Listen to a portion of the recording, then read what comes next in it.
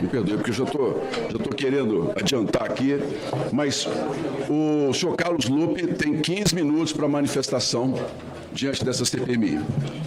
Bom, em primeiro lugar, boa tarde a todas, todos, boa tarde à presidência, à relatoria. É uma honra poder vir aqui como testemunha apresentar o meu testemunho de todo esse processo nesses 2 anos e 6 meses que tive como ministro da Previdência Social. É claro que não é um momento de felicidade para ninguém. Não é um momento de felicidade pessoal para mim, porque a injustiça só dói em quem sofre injustiça. Ela é dolorosa, mas a gente procura a força da verdade para, com humildade, vencer etapas. Eu fui ministro da Previdência Social nesse período e eu queria só fazer um relato singelo, simples, para que todos soubessem, porque pela primeira vez também está sendo dada a oportunidade de livremente poder falar. Em março de 2023, encaminhadas demandas da Associação Paraná do INSS. Várias associações de aposentados e pensionistas e beneficiários da Previdência, logo que eu assumi, me pediram uma audiência e cada uma me entregou uma série de solicitações, de reivindicações.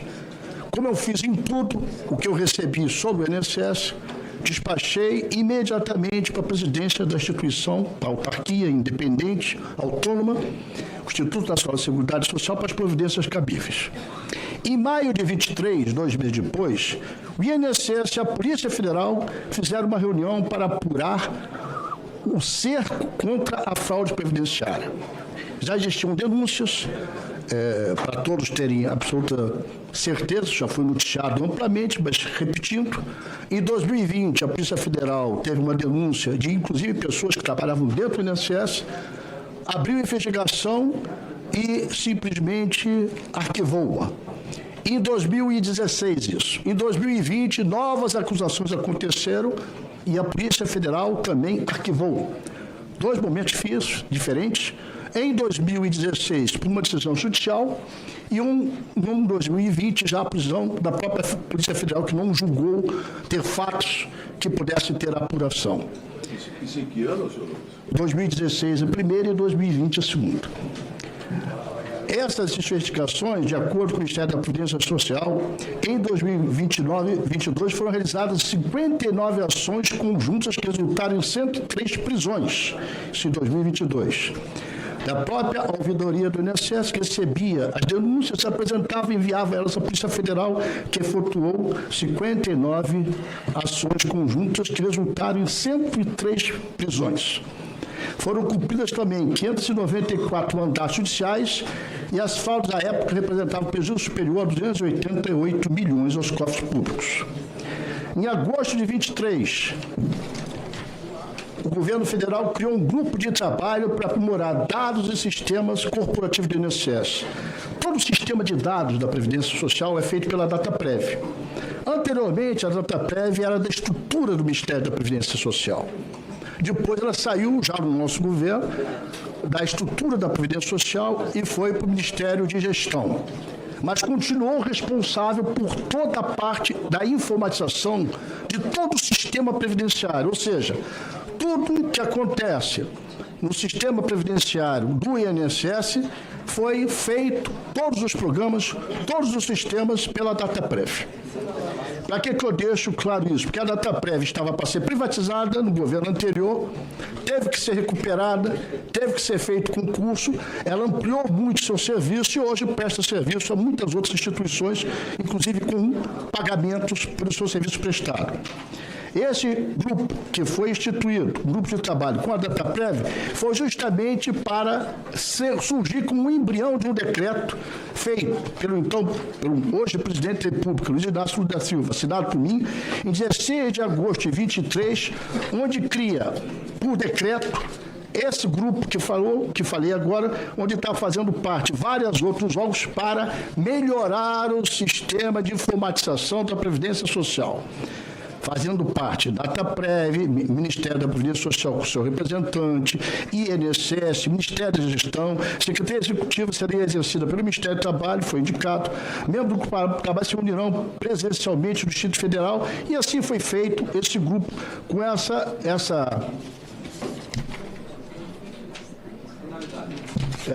lei criada, não é lei, desculpe, um decreto criado pelo presidente, decreto número 16 de agosto de 2023, do 102º da Independência, 135 da República, eu não estou conseguindo achar aqui, vai ser só um minutinho, o número do decreto do presidente, mas tem aqui, Em janeiro de 24, estava falando tudo em 23, em 24, o INSS divulgou no site oficial, isso é fácil pesquisar, e redes sociais, como os aposentados e pensionistas poderiam pedir bloqueio de descontos não reconhecidos do contra-cheque.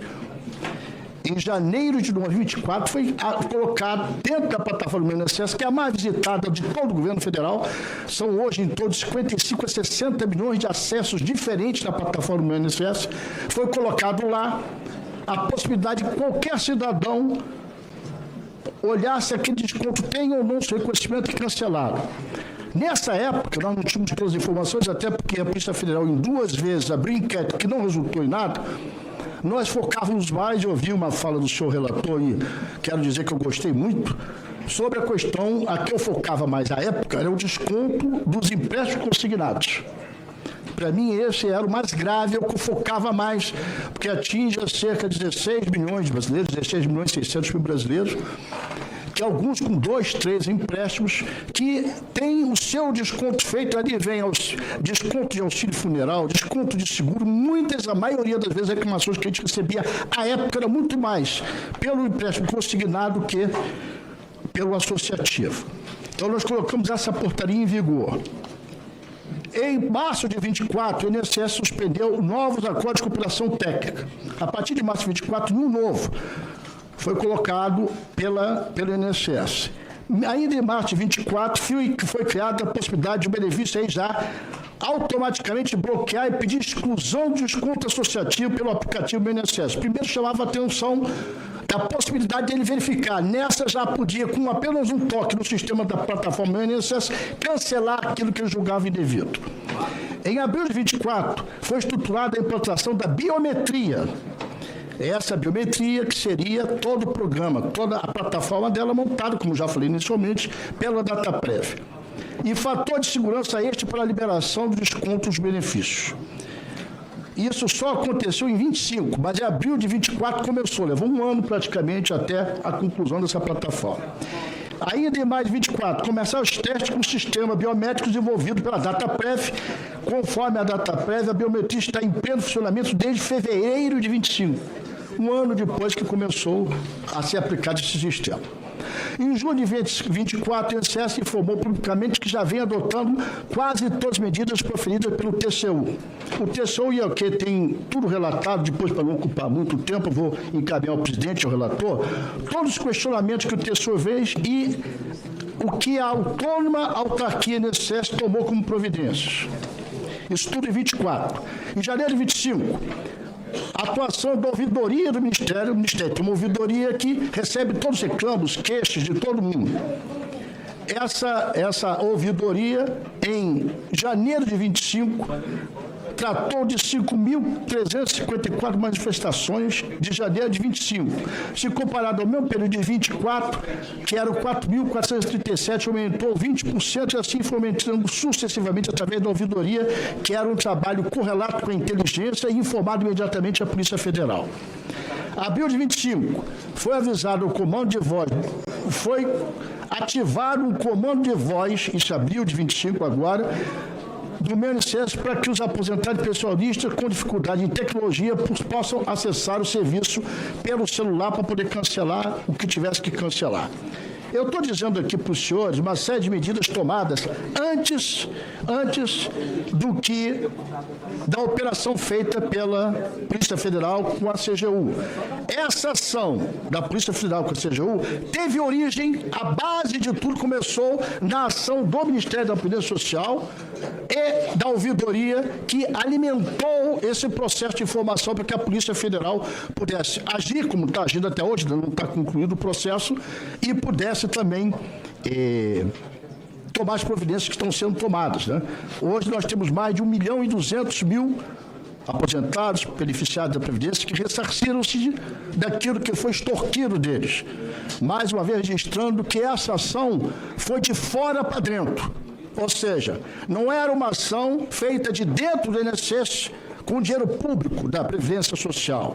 Era uma ação feita entre uma parte das associações criminosas com a conivência criminosa de alguns de dentro do próprio INSS, que está sendo apurado e que espero eu que sejam presos exemplarmente, aqueles que tiverem os seus delitos comprovados. Sendo que, repito, isso só está acontecendo agora. 2 atos anteriores da Polícia Federal foram arquivados. Esse já devolveu 1.250.000 devoluções daqueles que foram roubados por esse grupo nefasto, que uma parte ainda dentro do próprio INSS, e com a conivência das associações. Isso já foi tudo feito. Aqui eu tenho um relato, só para ser mais breve, tem quanto tempo eu já usei, não? Já usou 6 minutos. Ah, tá, desculpe. Então, estou bem no tempo, né?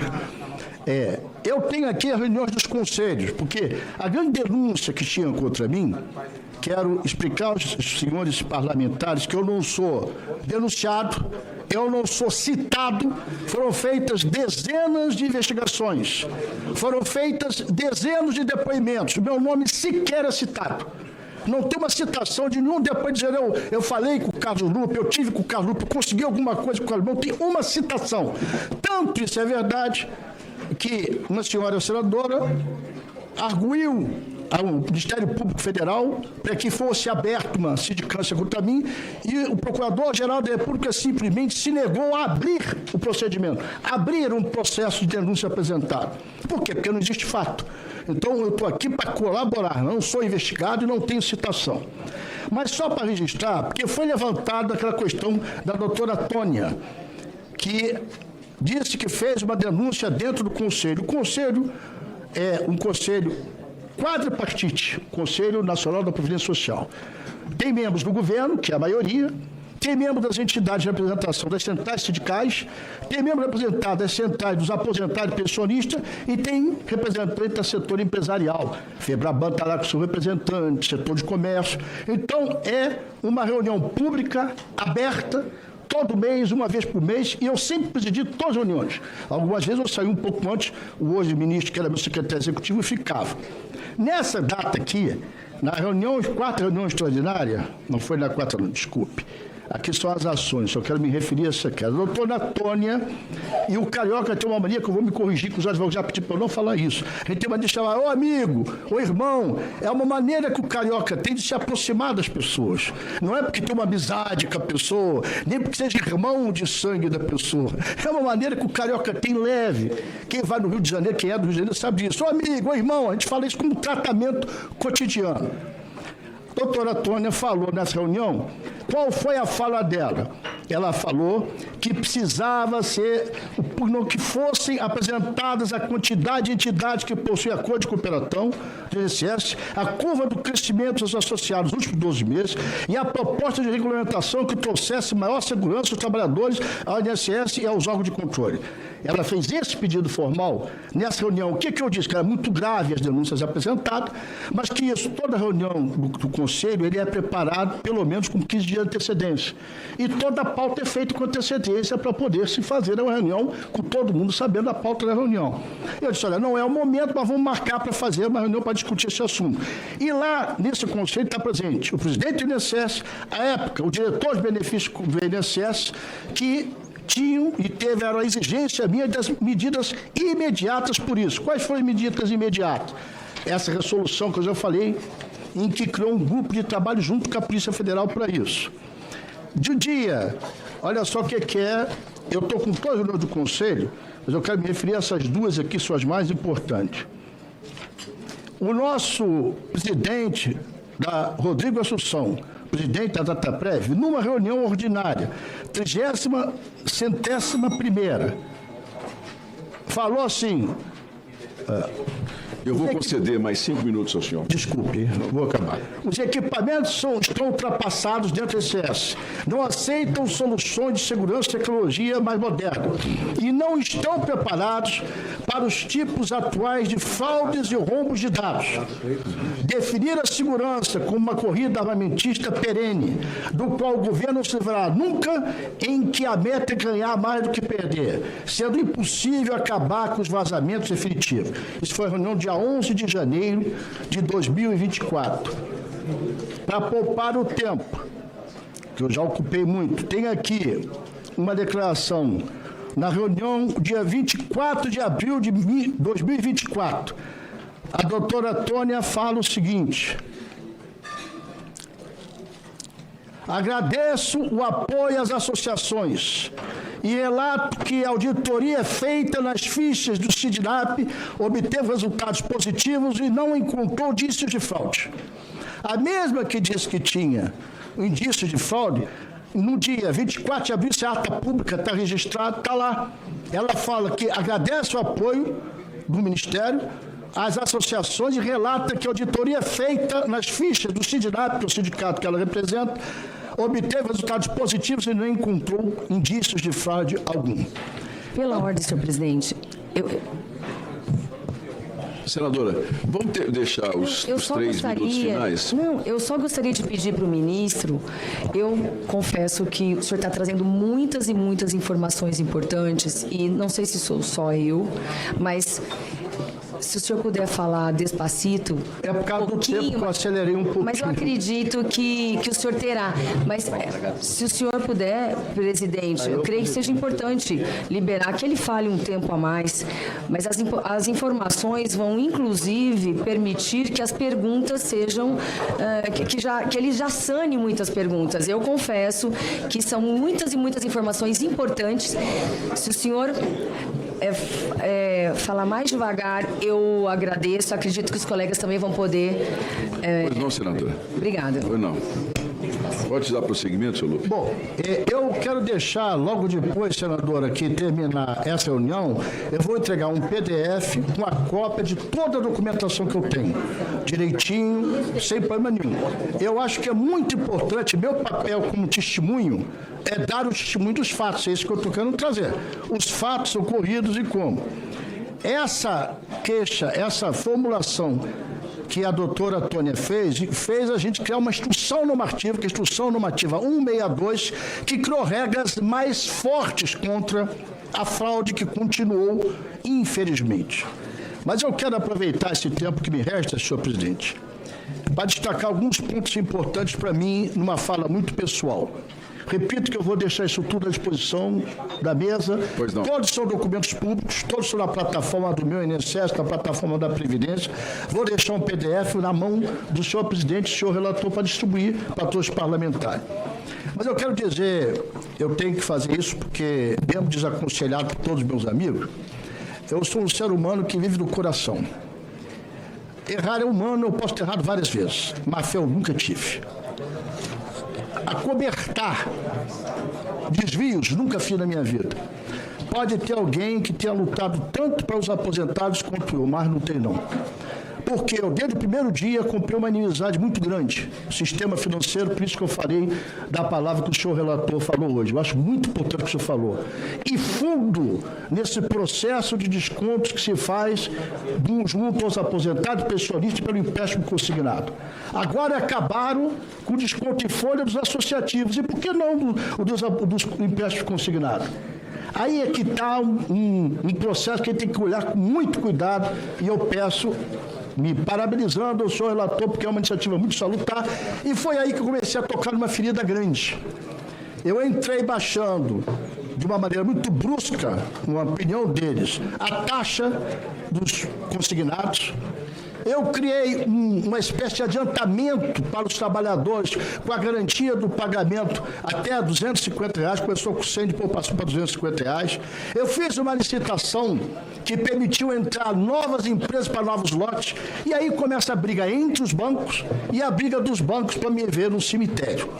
Mas eu estou aqui, vou continuar lutando, sei que tem falhas e defeitos, mas podem ter certeza que as minhas falhas e defeitos jamais serão de má fé, jamais serão de malversação de dinheiro público. Eu tenho 46 anos de vida pública, 46 anos no mesmo partido, já fui secretário de Estado, secretário municipal, deputado federal, suplente senador, ministros 2 vezes. Eu já senti a dor da injustiça, como falei no início. Mas eu gosto muito de ler trechos da Bíblia que marcam a minha vida. E lá está escrito: os injustiçados serão enaltecidos. Eu aguardo. Eu tenho uma vida pela frente para aguardar o tempo de ver quem cometeu o crime ser preso e eu assistir o nosso aposentado pensionista com uma vida mais digna. Muito obrigado. Muito obrigado.